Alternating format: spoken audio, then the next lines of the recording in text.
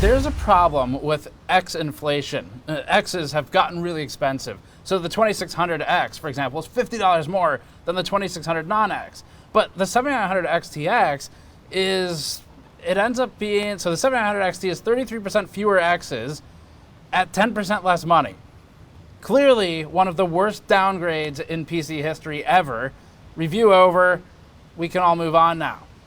X inflation aside, NVIDIA did AMD a massive favor by launching its 4080 at $1,200 and 4090 at $1,600. And the most interesting aspect of our 7900 XTX review was the fact that the 4080 is $1,200. So you end up at $1,000 for the 7900 XTX and $900 for the 7900 XT that we're reviewing today in this video. And at the time of filming, NVIDIA hasn't budged. We'll see if they do. They probably will at some point because there's a lot of them sitting on the shelves, even here in Taipei.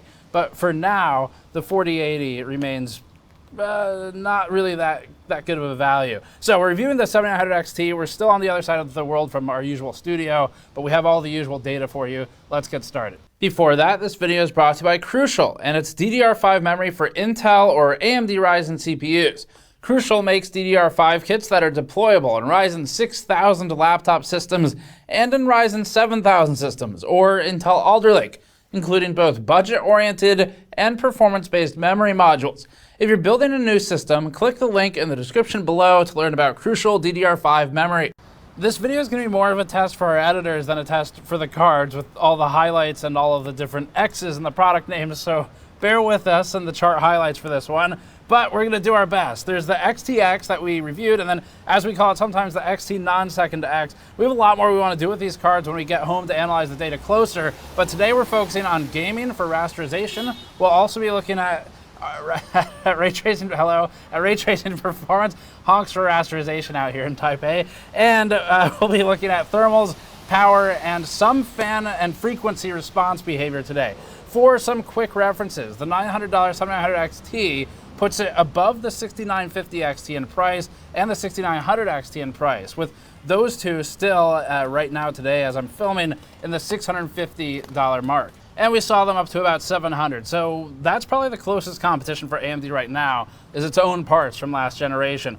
For some quick specs, so the RX 7900 XT steps down to 20 gigabytes of memory from 24 gigabytes on the 7900 XTX, with the stream processor count dropping from 6144 to 5376. Those are big changes for $100. Memory bandwidth also drops to 800 gigabytes per second from 960 gigabytes per second, partially a result of turning off one of the 6 MCDs. The full die has 1 GCD, or graphics compute die, and 6 MCDs, but the 7900 XT moves to a dummy die plus 5 MCDs. And the dummy die is just for stability and keeping the cooler mount consistent. Doesn't do anything, although it may be fused off in silicon and not a pure dummy. We're not sure. In the XTX review, we also went over pressure maps, flatness, and we went over transient spikes, which you should go check out if you haven't seen it. But for this one, let's just start with some of the benchmarks and get into gaming right away. Our first benchmark is one we reserved for the 7900 XT. It's a unique one. We've spent years refining it, and we don't think you're going to see this data anywhere else on the internet. We've got it locked down at this point. This chart shows the number of X's in a product name, with higher obviously being better. As shown here, the future XFX RX 7900 XTX has more X's than it has other letters in its name, at 5. We counted this name 4 times to make sure we got it right, so this testing is just as accurate as our other tests. The AMD RX 7900 XTX only has 3 X's, allowing XFX a lead of 67% to X's. That's as many X's as Asetek has for liquid cooling partners, so it's a lot. The 7900 XT is a step down from that still at just 2 X's. This means that an extra $100 gets you 50% extra X's if you move to the XTX.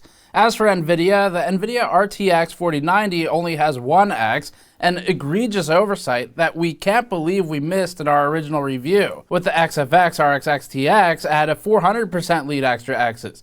Honestly, the review is kind of over before it even started X. We'll step down to less important testing with power benchmarks, looking at average power consumption during a workload. It's not as good as the X's and the number of them, but for this one we ran transient tests against the RX 7900 XTX in our XTX review, so check that video out for oscilloscope shots like these and background information on transient handling and voltage regulation. For the 7900 XT, we just focused on the nominal power consumption during a constant load though.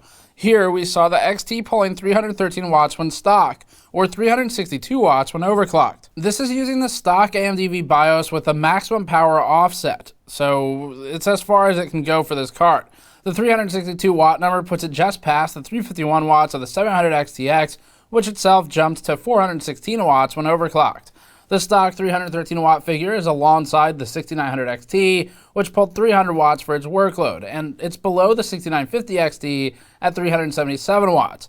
That means that even if AMD is equal to the 6950 XT in some tests for gaming results, it'll still at least have better power consumption figures. Thermals are up next. In this testing, we ran benchmarks using specialized 3D Mark render scenes for a sustained gaming load. The GPU is allowed to hit steady state by running for 30 minutes and leveling out its fan curve before averaging hundreds of rows of data. The RX 7900 XTX reference card had some issues here, and its main problem was coil whine that we showed in the XTX review. Its memory temperature was a secondary problem, and noisy fan ramp with bad hysteresis was the tertiary one. Here, the RX 7900 XT continues the trend of only being somewhat acceptable. The 7900 XT's 88-degree memory junction is bordering on unacceptable, as installing this card into any case that's suboptimal for cooling at the GPU will push those memory thermals close to the spec limit. The real problem is that the fan on nearly all GPUs, except EVGA ICX, spins based on GPU temperature only.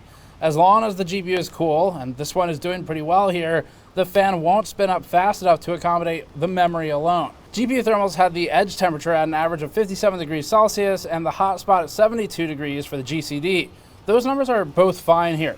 MCD4 is disabled on our 7900 XT, and all XTs will have one MCD turned off. It just may move around which one it is. Ours again was 4, but the rest of the MCD temperatures are all fine and in the 60s. And there's no inlet sensor on the XT, so that's not shown here. Fan response is up next. Plotting the GPU edge thermals, we see they spike to 60 degrees before the fan intersects the temperature and cuts it back down to 56 degrees Celsius.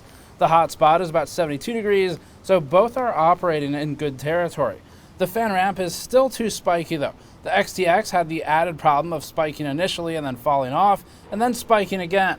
The XT spikes instantly to about 1800 RPM, and then fluctuates in the high 1700s during the test. AMD needs to do some fan ramp tuning on both of these cards. This card also has coil whine issues, although we didn't bother recording this one like we did for the XTX. Frequency validation is next. Tested in the same scenario, the 7800 XTX originally plotted in the 2600 to 2700 MHz range with some occasional spikes higher. The RX 7900 XT had a similar trajectory. It jumped to 2530 MHz and then fluctuated plus or minus 60 throughout the test. There were occasional spikes to 2700 MHz, but none that mattered, and they were overall few. The frequency spec is 2400 MHz, so at least in this test, AMD is hitting its advertised clocks. We'll start our gaming benchmarks with rasterization as always, and we'll begin with Total War Warhammer 3. This time we're skipping the 8K testing, because clearly, in our XTX review, 8K was definitely worth everyone's time, and we're glad that AMD spent all the time it did marketing something that is so playable and something that everyone has. Anyway, at 4K, the RX 7900 XT non-Second X ran at 75 FPS average, meaning that spending $100 for an extra letter X is, in this game, worth a 20% uplift versus the non-Second X. That's a large jump for $100, sort of, but it's not always that clean. As you'll see in some of our other games, this number is all over the place, and like NVIDIA, it starts to more look like the classic upsell. The XT lands between the 3090 and the 3090 Ti, outperforming the RTX 3080 by about 18%. The 4080 still isn't worth buying, at least at the price it was when we wrote this review, but as a comparison, it's 16% ahead of the XT non-Second X. That's the 7900 XT, to be clear. The 7900 XT outdoes the 6900 XT by 40% generationally in average FPS, or 29% over the 6950 XT. Now, don't get too excited about these numbers because they drop down a lot, again, depending on the game. We'll get to those. Against the previous gen flagship 5700 XT, any of these modern GPUs would be a serious upgrade. The the 7900 XT is included in that list. And just remember that at some point, you're moving from old enough hardware that all of the options will feel significant, even if they aren't the most expensive on the market. Prices, as of a week before the launch of this card, are still very good on last-gen hardware, so you should be looking around at 30 series and 6000 series stuff as well. At 1440p, the 7900 XT ran at 155 FPS average, establishing the XTX as about 16% ahead of the XT. That's reduced from the 4K delta we saw, which we think has to do with some combination of memory bandwidth and the one inactive MCD. The 3090 Ti falls behind the 7900 XT here, once again establishing that the 3090 Ti's recent launch was a last-minute grab for gaming users. It at least had some value for people who are using it for the video memory, though. The lead of the XT over the 3080 is about 35 FPS average here, or 29%.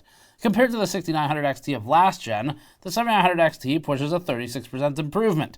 And as for the 4080, it's still technically ahead, the 4080 that is, but the $1,200 MSRP means that 88% of the performance is achieved at 75% of the price. Finally, at 1080p, the 7900 XT pushed a 233 FPS average, allowing the 7900 XTX an 11% lead, reduced from 20% at 4K and 16% at 1440p, so there's a clear downtrend here as resolution decreases. The 4080 still has a lead over the 7900 XT, although again, it's not a lead that's anywhere near justifiable at the price. As for older hardware, the 6900 XT is available at time of writing for $660, or 73% of the MSRP of the 700 XT, and 75% of the performance. AMD has at least improved generationally against the launch MSRP, but its older cards, for as long as stock lasts, remain competitive with the new options. The 4090 establishes the ceiling here, and it's the undisputed leader. AMD hasn't changed to that with its launch of these two cards, although AMD has further damaged the perceived value of the 4080 with the XTX, at least in rasterization. And ray tracing, NVIDIA is still in the strong lead. Tomb Raider is next, starting at 4K. We wanted to see if AMD could repeat the XTX to XT gap it achieved in Total War. In this one, the XTX's 143 FPS average against the XT's 123 FPS average establishes about a 16% lead for the XTX. 4 percentage points reduced from Total War, but close enough to remain significant. It's kind of where this one lands. AMD is positioning these cards similarly to NVIDIA's top two, so rather than a slight overclock that nearly invalidates the flagship like we used to see, there's kind of a real swing that's starting to form here. But that extra 16% costs 11% more money, for reference, and this is a clear push to an upsell as GPU prices in general climb upwards. The 4080 keeps about a 20% lead against the XT for its 33% price hike. Against the 6900 XT, we're looking at a swing of 104 FPS average to 123 FPS average on the XT. It's not the biggest generational swing, and NVIDIA's lack of presence at $1,000 and below is really the biggest thing that AMD has going for it right now with this card. The card is obviously nowhere close to the 4090 performance, but it's also nowhere close in price, so fair enough, and someone has to sell something below $1,000. At 1440p, the XT's 215 FPS average creates only an 8% gap between the XT second X and the XT no second X but one first X. The 4080 and 4090 aren't that interesting here. They're outperforming the limitations of this benchmark at 1440p, so we'll look down the stack instead. The 7900 XT outdoes the 6950 XT by about 8% here, making the 6950 XT or 6900 XT a better value if you can buy at the new and lower prices, assuming they're still available when this video goes up. 8% is little more than a pre-overclock, so it's basically just a refresh at that point, except way too expensive. Against the 3080, the XT has a 31% improvement. It's not worth buying a new GPU if you already own a 3080, but it may be worth eliminating or at least reconsidering the 3080 in a raster-focused gaming PC. We'll skip 1080p since it's too CPU bound to be useful. Final Fantasy still has good scaling at 4K, making it a surprisingly interesting benchmark since it represents an otherwise underrepresented category of gaming, MMOs, and it scales beyond the CPU with some settings. The 7900 XTX's 148 FPS average gives it a 19% improvement over the RX 7800 XT, similar to Total Warhammer. The 4080 is a click above that at 152, and against the 6900 XT, we're looking at a more limited uplift of 20% to 10%, depending on if you're considering the 6950 XT instead. So that 10% number against the 6950, that's really not exciting generationally for the 7800 XT, and it's clear that the XT might mostly exist to push you towards the XTX. Again, similar to the 4080 to 4090. Next up is F1 2022. This one is a limited data set due to game updates that required full reruns recently. The RX 7800 XT ran at 143 FPS average, allowing the XTX a lead of 15%. The 4080 leads the XT by 5.5% here. As for last generation, the 6950 XT's 133 FPS average put the 7800 XT 7.6% ahead. So, nothing. It basically just feels like that pre-overclock again. If this particular trend continues, it'll be shaping up in a disappointing way for the XT. But Total War was one of the more positive results, so we'll see how it unfolds. At 1440p for F1, it's even worse. The 7800 XT only leads the 6950 XT by 3% at 233 versus 226 FPS average. It's starting to feel entirely pointless. The 6900 XT and the 6950 XT cards were just available for hundreds of dollars cheaper. So AMD's asking in this game for 3% more performance, but for over 30% more money than new in-box 6000 series cards that just sold recently. Rainbow Six looks a little better. At 4K, the 700 XT outpaces the 6950 XT by 19%, or the 6900 XT by 28%. The XTX leads the XT by 19% here, and the 4080 is also about 19% ahead as it's tied with the XTX. If the 4080 ever comes down in price, it may pose an existential threat for some AMD 7000 series cards, but it depends on how much it comes down. We just saw dozens of them on shelves in Taipei's biggest electronics market, so we'd imagine the price drop is looming. Rainbow Six Siege at 1080p had the 4090 clearly CPU bound, and the 4080 occasionally bound during the benchmark. That means we're not able to see full scaling. The 7800 XTX and the 7800 XT remain comparable to each other though. There's about a 1.4% benefit on the XTX to the XT, or about 5% over the 6950 XT from the 7900 XT. But that was at 1080p, so there's clearly something going on with the 7800 XT at 1080p and Rainbow Six that just makes it not beneficial to use, at least compared to something like any of the other cards we just talked about. Our last non-RT gaming benchmark is Horizon Zero Dawn at 4K for this one. The 7800 XT ran at 101 FPS average, which has the XTX about 19% ahead. Unfortunately for the XT, it's about equal with the 6950 XT and only 11% ahead of the 6900 XT. The 700 XT seems mostly dead in the water in this type of scenario, as long as the last gen cards still exist on the market. Although the XTX remains an interesting contender that's worth considering. The 7800 XT sometimes posts large gains over last gen, but in this case, it's just not enough to really consider. You can save a lot of money by stepping down to the 6950 XT and basically lose nothing in this specific scenario. Ray tracing performance is next on our list of tests. NVIDIA's managed to set up a foothold here and it has kept better positioning versus AMD, but this area is still new and results are varied, and we only test a few games for this one right now.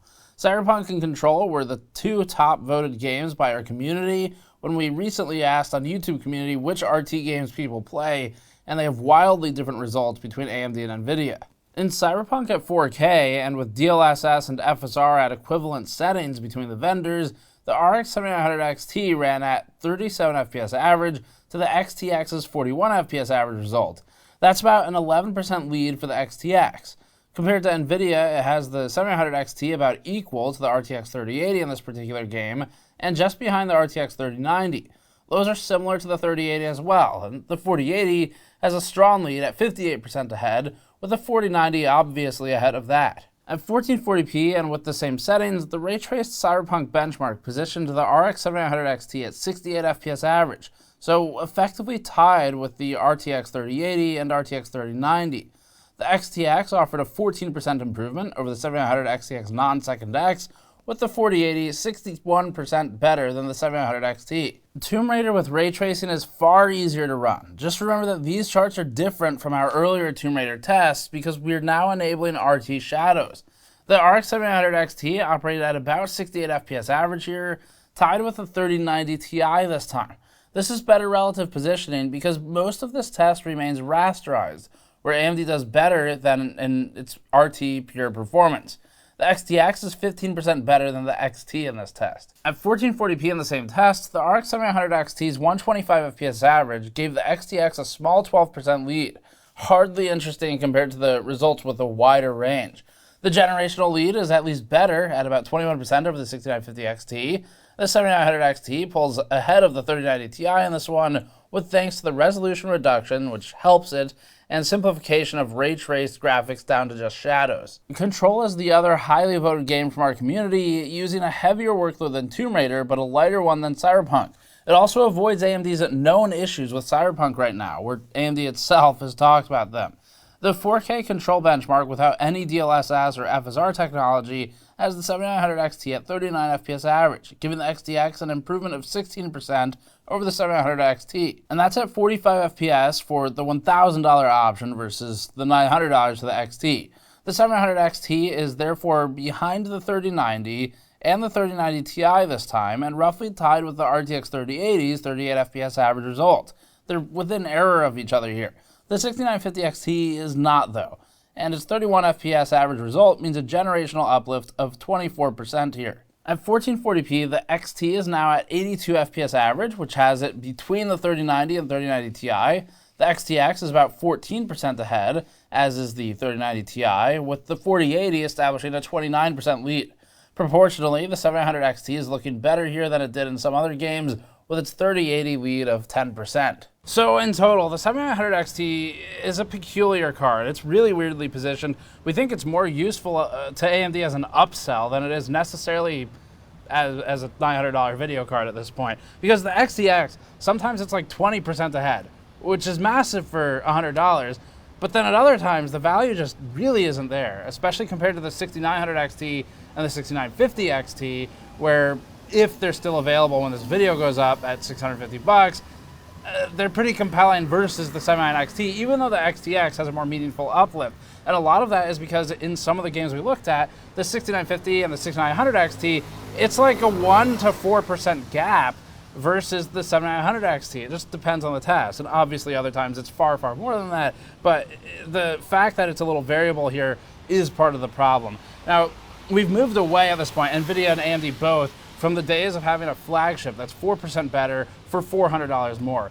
Now they have flagships that are actually meaningfully better than their second best card, but there's still a price hike there. So it seems the companies have realized they can sell a lot more of these high-end flagships if they end up pushing them farther apart rather than closer together, where it was almost an inverse upsell in the Titan era, or some of the Ti class cards like the 2080 Ti versus the 2080. We didn't see gaps like this back then. As a quick recap, you might be better off saving a few $100 on the 6000 series if there's anything left at this point, but the ray tracing performance does post significant gains against the 6000 series in the 7000 series. So if you really care about RT, you still need to look at the 7000 series, or more realistically, NVIDIA. AMD is still behind in ray tracing performance, and it still has a fighting chance in rasterization, so that hasn't changed generationally. The XTX manages to bounce the 4080 out of the second rank regularly, giving it hope if NVIDIA sticks to its high price point. The 7900 XT is worth it sometimes and pointless other times, entirely depending on the test,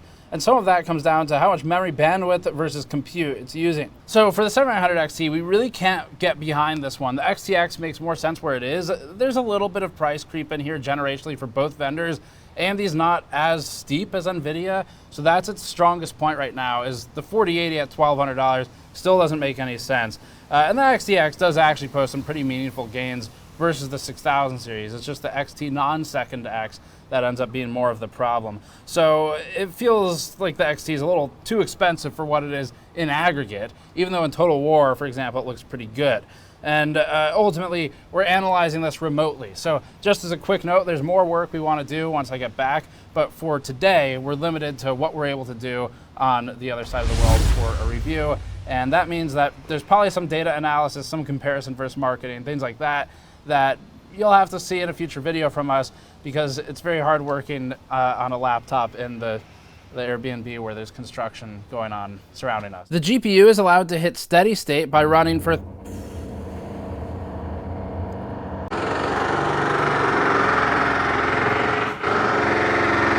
So that's it for this one. Thanks for watching. Subscribe for more as always. We'll see you all next time.